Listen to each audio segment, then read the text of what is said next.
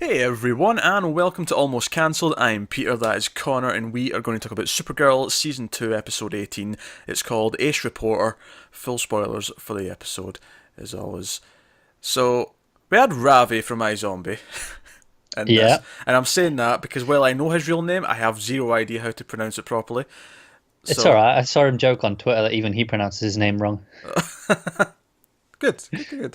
Uh, Not that, Jaya from Timeless also showed up, Yeah, which was a and I weird. wasn't expecting that one. No, that was a weird moment because like, what's she from? And it took me like just a second just to like place it in Okay. my head. I'm like, oh, Oh. Timeless, Yeah, yes, it's been off for a couple of months, so it's a little bit yeah. hazy. It took a little bit of time. I was like, I know her face from she's been in something. As soon as she stepped out, it was like, I know her. Yeah. So this did something interesting where we got a scene at the start with Jean and Alex where they said, yeah, we're busy, and then left for the episode. But I'm actually okay with that because unlike Arrow, where Thea just seems to constantly be missing and they have a line of dialogue, they actually had them there to say their own line, so that was good. And secondly, I'm actually okay with it choosing to like say, oh no, this is going to focus on these couple of things this episode, so we're not going to force them into plot lines that don't need them just so that we're using them. To be fair, they've been very good at doing that with James all season. They have been very good with doing that with James. And I actually, admittedly, they're maybe doing it a little bit too often with James. It feels a little bit much, but in this episode, Yeah, I was better fine than with him it. just being there. Yeah. So yeah, James actually was in a plot this week. Yeah, it Yeah, wasn't just his subplot, but he was one of three core characters in this little subplot. yeah, exactly. That was a major deal. I was like, what is going on? Yeah, I will say I enjoyed this episode for the most part. The plot was super goofy, 90s ridiculous villain cheese. Yeah, it was basically the most recently the villain from Big Hero 6. Yeah, I could see that. It made me think of like 90s TV shows. It made me think of Lois and Clark. It made me think of Yeah, things like that where this villain's kind of stupid, but for the most part it led to some fun stuff. I will say there was some weird things early on in the episode that I thought were just a little bit off. Like it was the main one was after so they go to this unveiling of this nanotechnology that Ravi's yeah. peddling, and he's like, "Hey, cut my hand," and he's just and all that. It's when they come out of that room, right, and it's after Kara like leaves so that Ravi and uh, Lena? Lena, thank you. I was gonna say I wanted to say Lillian. I was like Lillian. It's Lillian. It's not Lillian. It's not Lillian. It's definitely not Lillian. Don't say Lillian. Aye, Lena. But it's when Kara leaves and she goes downstairs and this guy comes up and he's like, Kara, meet me at this time. You're the only reporter I can trust. And I just went, is she? Really? Yeah, I did the same. Her? At Why? least they put in a line of dialogue saying why. Later on, yeah, he did explain it's because you cracked this other case, you clearly want to help people. It felt like, really, we're at this point? It Yeah. felt really strange. Yeah, so there was a couple of weird setup, things like that. But I mostly had fun. I think her actually going out and investigating led to some fun moments. Monel, of course, is nowhere near as bad when he is just kind of Comic relief again. comic relief. But even like the idea that he wasn't even in the episode at all until she came home and he was sitting there reading the book. I was like, right, I need your help. Get up and help me. Like I was like, yeah, this is Yeah, how you use them. Just when you need to have a character to be there, yeah, use them there. yeah, and he was perfectly good in the role. Yeah. I highlighted the investigating stuff was probably them doing the classic like both heads round the corner at this Yeah, yeah. before they walk round the down the hall in the building. That was X-ray vision be damned. X-ray vision be damned. Yes, don't be silly. uh, so yeah, the big plot is so the guy she goes to see gets killed with these nanobots, and then like she's in the car, the whole car explodes, and there's no time to save him. He's already dead. She just comes flying out the car on fire. I thought that was a really nice shot with her flying up, I thought but that. then I, again, I think I've said it before. The fire when it's on people just looks weird. Oh yeah, sure. I did like how it kind of burned her shirt though, and it was like you could see the S like it was Yeah, there, and that was kind yeah. of cool.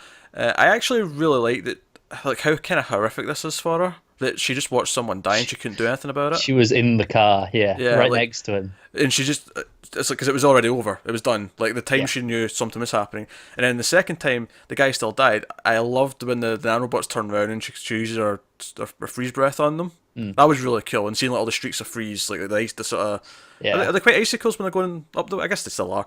But it's like all these sort of icicles that are going back the way from all the little nanobots. It looked really cool. It was a cool effect. But nah, so that was fun. Obviously, Supergirl's kind of a backseat in this episode to Kara as an investigator. And of course, Lena gets a lot more to do because the main plot focuses on her and I'm just going to keep calling him Ravi. His name's Jax. Is Jax? Sure, but he's Ravi for my zombie. Yeah, That's all I could think. Not being as goofy as Ravi though, which is hard to watch. it is, but he's still good. Yeah, that is. Yeah. But he obviously we think the whole episode it's him, but it turns out Jaya from Timeless, which I knew she had to be important because you cast someone who was not a huge actor, sure, but like someone who I recognise and go, that's them. You don't cast them for that one opening scene where she walks out on stage. No. Yeah, like You she's were coming just back. the whole time you were waiting for it to come back. It's like, okay, where is she? So she's the evil mastermind behind it all. He's not even aware. He's getting used to do it, but like he's getting controlled by her through these nanobots. He's not in control. He doesn't have any memories of doing all this, and it led to a reasonable emotional moment where like Lena has to choose to like sacrifice him to save Supergirl. Yeah. It was an okay moment. I think it would work better if the villain itself wasn't so goofy. Yeah, probably. Because it is a really good... Because you get the effect where they all form again, then it's him, and it fades to him as a person. It's like... Yeah, that's the goofiest part. It's okay, you know, when they've got Kara, you know, tied up, essentially held up over on the other that was bit. cool. It looks kind of there, and when they're flying, it's just when it's as him as a person where it merges in and out. That's where it looks really goofy. I think the coolest they got was when they were holding Kara back, and it was sort of like gradually like covering more of her body, because that actually looked quite terrifying. It was like kind of a creepy, all-consuming kind of idea. Whereas even when they were flying around, I was getting horrible memories, flashbacks of the bees from Arrow and Flash. Yeah, and the bees from Smallville. Oh God, I've forgotten about that. I can't get through these sorts of episodes without thinking of that. So that part was goofy, but at least the character stuff that came around from it, I was mostly enjoying. Yeah, so it was weird that, you know, coincidental timing. Nanobots the same week as Doctor Who. That's right. I think it's just coincidental. It is coincidental timing, but it's just okay. 2 in 1 week. So over at the investigating stuff, I am really happy to have Snapper Carr back. Oh, so good. Right from the get-go, when he starts like essentially heckling her when she's also in the press part of this briefing, and he's just like giving her shit. But I like that she. I mean, admittedly, I think there's maybe a little bit missing from her deciding to like fight for her job again, even though that's not really what she's doing. But I like everything she does as a result. She's not actually doing it to say, "Hey, I'm trying to prove myself, so you give me a job back. I'm just doing this because it needs to be done and it's right." And she brings him the danishes and she does the other stuff. She finds the information, and he recognises the good work and the determination and gives her the byline and eventually her job back. I think the only thing that's missing from it, and I liked all the parts that are after it, like, but I just feel like it almost feels like when she goes to him to try and work with him, I'm like, I missed a part of that decision making process. Yeah, because obviously we get the bit where she goes to James going, "Hey, can I use your resources?" Yes, and they fight in that scene because the Snapper comes in and they're bitching at each other. Yeah, it does feel like we're missing a scene of her, maybe even talking to Mon-El, like at home, going, Oh, God. No, but he's the right sort of person for it to play off, of her kind of back and forthing with herself over should she go and take the information to them because they've got wider reach, and that is coming to the decision that that's the right thing to do, that we see anyway, but just... Yeah. It just felt like there was just one sort of brick in the road was missing from that journey in the middle. It just felt kind of weird. I was like, where's the decision where she actually starts to do the right thing? Because she does start to do the right thing, and I agree that they're all the right things for the most part. Yeah. So, no. I'm kind of glad, as much as, like, I could have seen the show just not having the investigative stuff, it actually handled it better in this episode than it has ever done before. Like, I actually enjoyed some of the investigating and the sneaking around and the I'd be trying to okay get with stuff. it doing more of this. Yeah, like at the dinner scene when like she's trying to like get more information and Mon-El like says, "Oh yeah, we'll go. We're interrupting here," and the look in her face as she wants to burn them with her eyes, like, "No, I'm investigating." When he goes in for that hug and he's like, "We've got this connection." What is it? A man-connection, man-action or something. Oh God, yeah. So good. Yeah. So no, I think as much as that's probably my favorite part, because obviously the actual main nanobot plot is kind of Yeah. goofy. I had some fun with it, but it was the investigative stuff I enjoyed the most in this episode, I think. And then it got super topical at the end with Snapper talking about how, we need all the journalists right now, the ones who are going to tell the truth. And Yeah, a little bit of that messaging's in there, but this show does that, and I think it typically... it does. It was like just that one line where it almost felt like he was talking to camera instead of to Kara. Yeah, maybe I touch on the nose, and sometimes the show does get on the nose, but I will at least say that a show from a super character, as in Superman, Supergirl, Superboy, take your pick. It should be the one championing the messaging. Admittedly, it can be a tad more subtle than that, because he actually dropped the phrase alternate facts at one point. He's like, okay, just dial it back just a little bit. Just a little bit. I appreciate the message. I agree with the message, just a little bit more salty. But no, I enjoyed the investigative stuff. I also like that Kara didn't even, obviously, she knows that she's invulnerable, so it's fine. We know that she's invulnerable, but I almost would have wanted them to go, he wants to meet me in this random parking lot at, midnight. For any other reporter, especially maybe a female reporter, they would go, this is maybe dangerous. Just acknowledge that this is a dangerous situation. Yeah. It's a bit creepy. Just, that is fair. Yeah. And turns out it was more dangerous for him than it was her, but my point. So the other subplot in the episode was the Guardian and Lyra wants to help and stuff, so Wynn gets her on the team and she loses her shit and beats up a kid, a teenager who's shoplifted something. Doesn't understand that there's increments. There's a limit. Yeah, there's levels. There's this isn't a serial killer who's going about murdering people. This is just a kid who stole something. Sure, scare him a little bit, but beyond that, it doesn't need to be strung up and put on show for the town to see. But I will say this. So when Wynn tells her that she's off the team in the bar, and she smashes the glass and basically threatens screams at him and goes absolutely apeshit, I was both entertained at the same time thinking, are they pushing this too far? Am I supposed to buy at the end of this episode when they all make up that, oh no, she's still the sweet? No, I get it. She just has she snaps for a moment. Yeah, oh, she does. I think it's I like her having an anger thing. It kind of reminds me of something like I don't know who's a character from another show that I'm trying kind of. She's I don't know, Drax from Guardians of the Galaxy. Say, he's not the exact same. But she's got this weird these characteristics that aren't quite human, and she's trying to dial them in, but it's I'll tell you what, you can go to your classic Buffy, because you love to bring everything. You brought it up. I did, but you brought it up. But I think Anya works quite well. Okay, yeah, Anya. She's yeah, kind of normal, but then she'll every so often she'll just snap. She'll slip into her demon ways. Yeah. For a second. Yeah. Okay, that's a fair comparison. Which got us to the line at the end where they're like, oh, there's a cat stuck up a tree on X block. It's like, oh, there's a cat stuck up in a tree. I'm starving. It's like, I don't know if she's kidding. Me neither.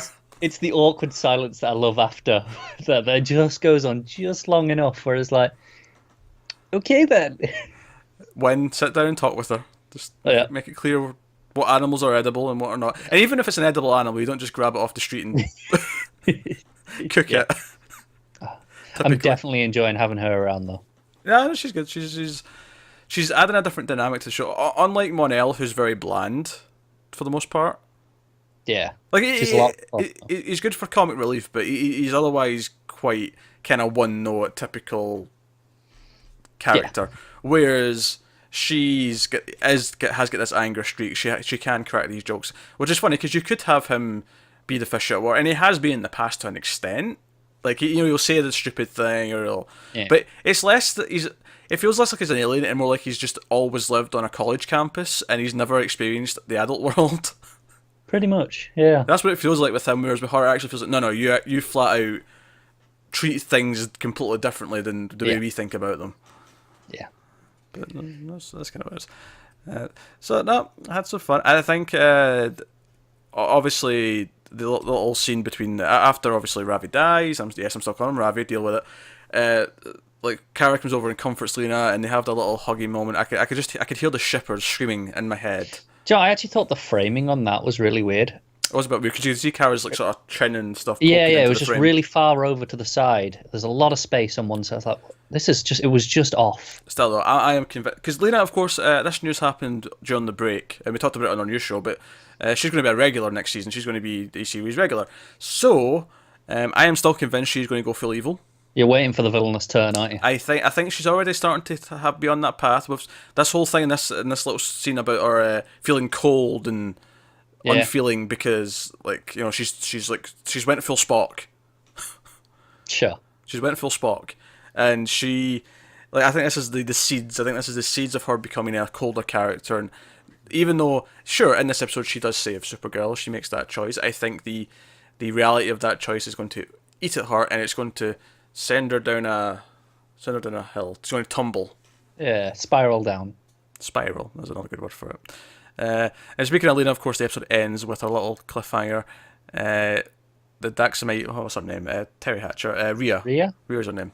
Yeah, she was either Monel's mum or she was Terry Hatcher. This is the first time I'm actually making a point, but she's not in a scene with him anymore. I feel like I need to specify her name. Yeah, Rhea, she shows up and she's in Earth clothes, so she's infiltrating.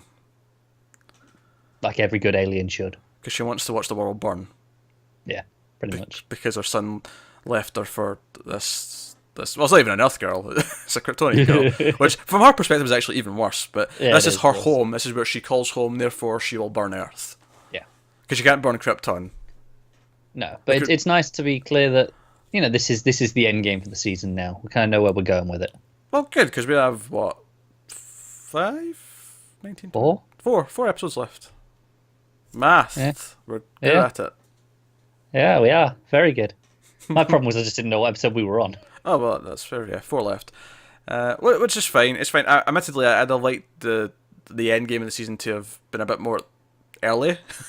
Yeah, it feels really late to just realizing, okay, this is what it is. But to their credit, at least, I still think that the Daxamite and her vengeance has been better set up and is more interesting than what's his face last season. Yeah, I can't remember his name either. It was Stingy. Was it Non? Non. Yeah. How could you forget a name like Non? Because it was ultimately not that interesting as an overall plot.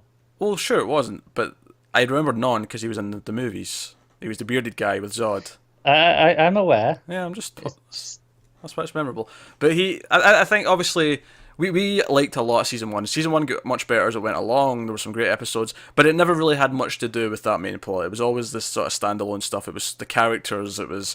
And she had some big moments in the finale with that plot, obviously, because of what happened because of it, but it wasn't really because of those villains. It was just the sort of situation she was put in. Yeah. Where this still isn't amazing, this season-long plot, but it is a little bit better. So maybe season 3 can Improve go one again. step further. Yeah. Yeah. And we can increment it up. But like we say, it's not necessarily the worst thing in the world, and it's not the best season plot ever, because like we say, it's the characters, it's the individual stories and moments, it's the messaging, which more than any of these shows, I mean, they all have a little bit of it, but Supergirl, I think, more than any, does have those morals, those messages throughout, and I think when it chooses to focus on them, as long as it can keep it slightly subtle, it tends to do really well. Yeah, definitely. Also, it's crazy to think that Kara in this has a better journalistic career than Clark in the Batman v Superman movie. This is true. Just want to put that out there. This is true. Also, again, Snapper is like the best part of this episode. Snapper's good. In fact, let's close on perhaps the best moment of the episode. Snapper shouts Miss Tessmacher in the Gene Hackman style of Superman the movie. Which It is fantastic. Which gave me a giant grin across the face. See, that was good, but I don't know, just the moments where, when Kara's like, oh, don't you ever say thanks? And he's like, I said it once, to a divorce lawyer. It was awkward for everyone. It was awkward for everyone involved. So good. That was a really good joke. Also, I could see it coming a mile off, but when he's like, well, what are you going to do? Open a food truck? Then he tries her Danish. Yeah. And he's like, don't open a food truck. It's his deadpan delivery is fantastic. He's super deadpan. But what I like though is you could almost see, and this is probably good stuff on the actor here, is that he's being super deadpan. But when she starts to actually explain that she knew what she did, she was wrong, she apologizes. He doesn't smile, But he But you, softens a bit. but you can no, but that's the thing. You can almost see the start of a smile. Like it's just Yeah. almost smiling. He's not frowning as much, and Yeah. it and it looked good. So I'm surprised by how much I'm glad the reporting stuff's back and how glad I am Snapper's back. But it's actually adding a really different dimension to the show. So Definitely. yeah, so good. There you go, that's Supergirl episode 18. Let us know what you thought of it in the comments below. Like, subscribe, all that stuff. Get us on Twitter at mailed_fudge for channel updates. Individual Twitters are on the screen. But that's us, guys, so thank you very much for watching. Have you got any vanilla?